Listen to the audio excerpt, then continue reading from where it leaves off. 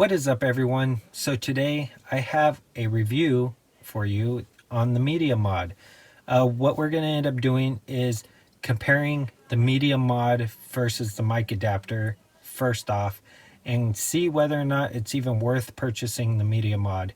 And given the fact that you get an additional feature such as a microphone, we are going to also compare it to a lapel mic, the Rode Wireless Go, and then also the Rode Stereo X microphone. We're going to get into the price points on each one of these accessories and whether or not it's worth purchasing one over the other, given the fact that you have two options to run a microphone for your GoPro now.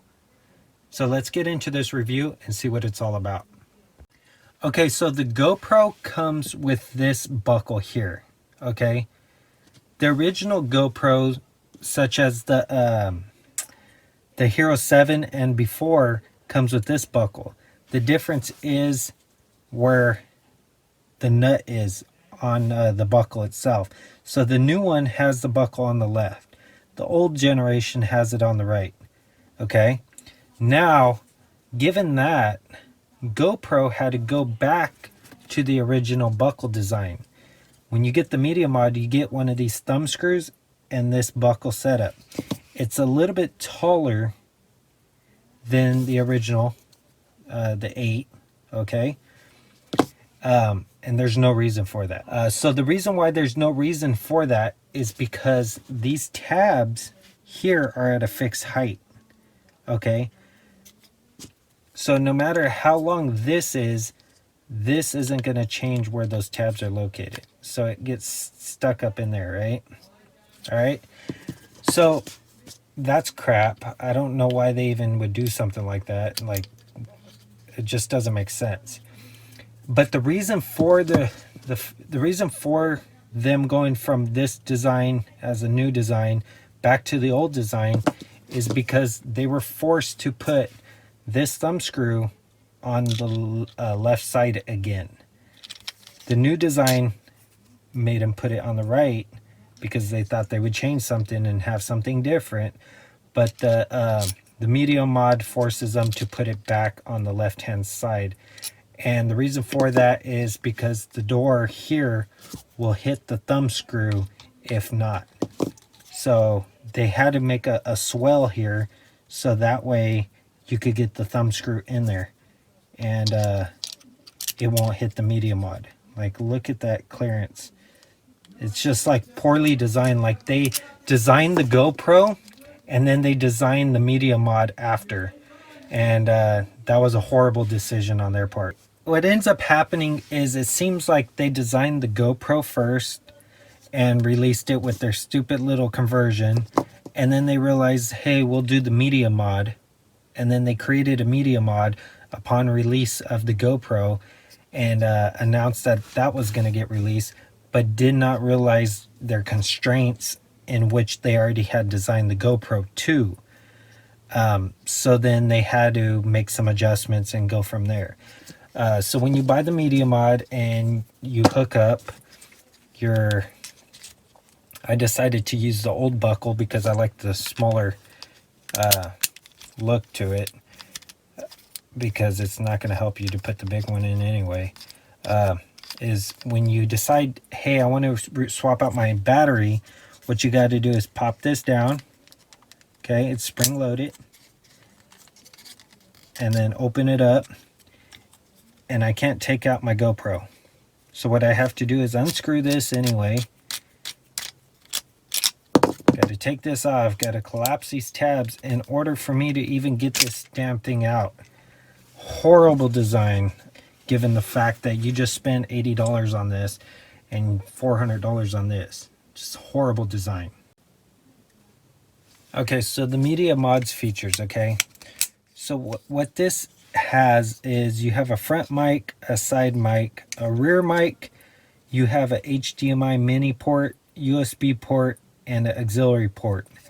On the right side here, you have a cold shoe, hot shoe mount setup. Same thing on top. and you have your power on the side, which basically is a piece of plastic that sticks through with some rubber and allows you to turn on your GoPro. Same thing on top, which allows you to push record. You have a stop here that's rubber with the USB-C that plugs into your GoPro as well. And there is no internal battery built into this. It runs on your GoPro's battery. All right. I mean, the fit and finish is decent. When installing it, you have to open this up, which is kind of awkward because when you pull down on this latch, your natural instinct on the angle of this latch is pushing in the door. So you got to push out and open up at the same time, all right? So you leave the door off, you slide it in, the fit and finish fits in there well. It just looks like a secondary add-on, which doesn't look like they designed it to fit the GoPro. They didn't design the GoPro to fit this. They designed the media mod around what they already designed on the GoPro, which is crap. All right, now comparing this setup to a mic adapter, would I prefer the mic adapter over the media mod? Well, there's a few things to consider before making that decision. What I recommend you doing is deciding what kind of mic you're going to put on here if you decide external mic's the way to go if you don't like this mic.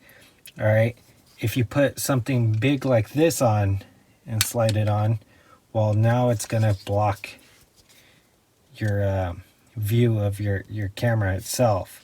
All right, whereas this, you could put this anywhere on the GoPro, modify it, and then, you know, do your setup.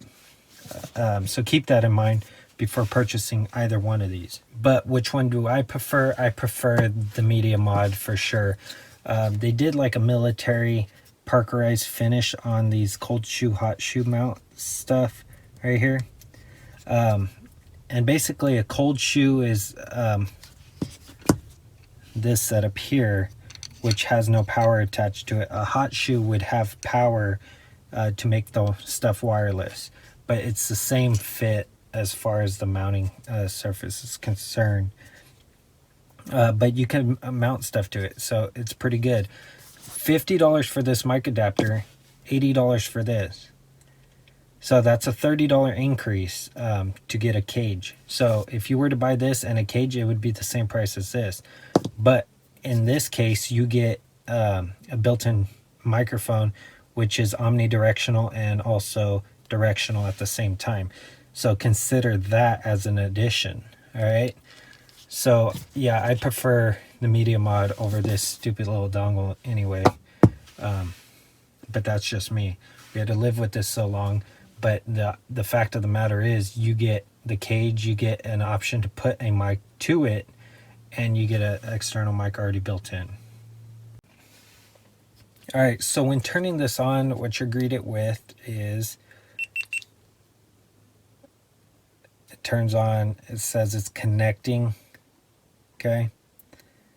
Once it connects, you'll notice you get options over here. And you could program these buttons by you hold them down. It allows you to adjust what each button does. So I have this one set up to adjust my microphones. All right. So what's cool about this is the bottom one will say that it's coming out of the front. The middle one says it's coming out of the rear. And the top one says it's stereo. So it's utilizing all the microphones. All right. And let me give you sound clips of each.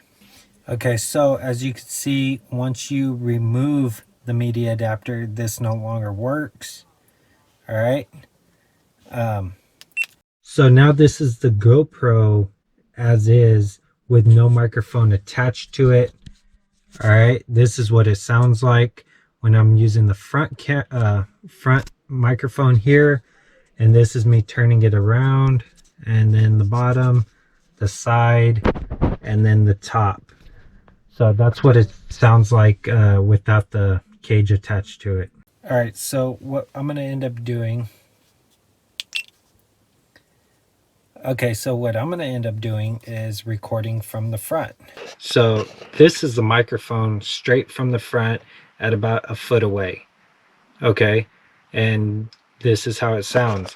Um, it should sound decent, way better than the original microphone. This is the microphone from the rear, what to expect. Now you would have a baseline of what the rear expects at the same distance. All right. And you cannot switch this on the fly. All right. So this is the stereo microphone, which allows you to grab all audio from the front, the side, and the rear um, component. So this is what the audio quality sounds like on the lapel mic that I have. That's about $30. This is about a foot away because it's on my lower part of my shirt, and the quality sound of it compared to the GoPro. This is what the sound quality sounds like on the Rode microphone at about a foot away attached to my shirt.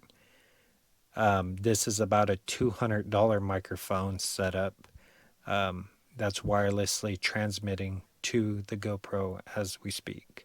Okay, so this is what it sounds like with the Rode Stereo X.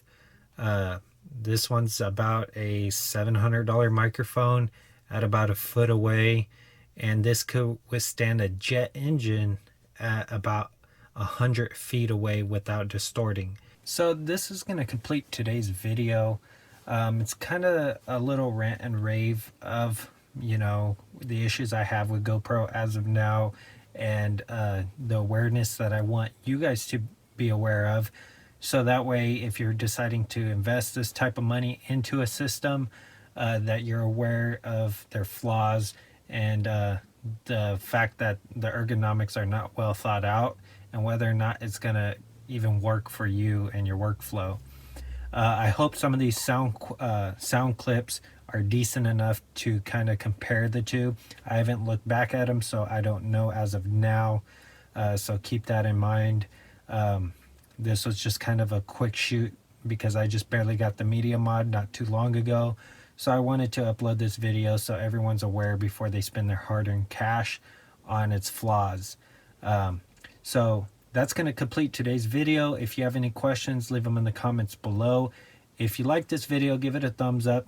It's greatly appreciated. If you want to see content like this and other content I'll be posting in the near future, definitely consider subscribing. Until next time, I'll see you in the next one.